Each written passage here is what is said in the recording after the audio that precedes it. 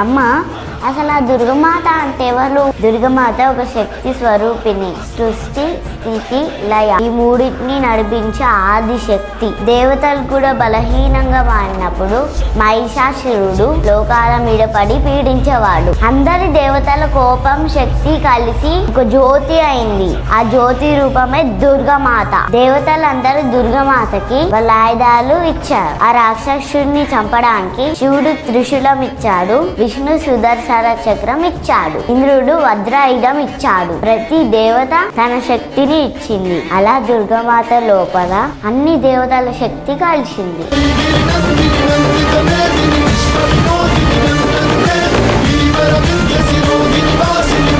ఆ శక్తితో దుర్గమాత ఏం చేసింది?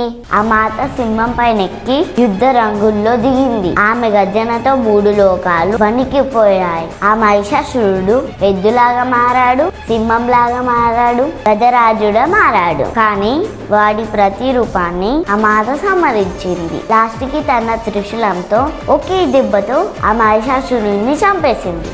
ఆ రోజు లోకమంతా జై మహిషాసురుడు వద్దిని, జై దుర్గమాత అని స్వరాలు వినిపించాయి. దుర్గమాత యుద్ధ రంగంలో నిలబడితే అసురులు బూడిదైపోతారు. ఆమె మహాదేవి, దేవతలకు జనని. ఆమె శక్తి లోకాన్ని నడిపించే శ్వాస.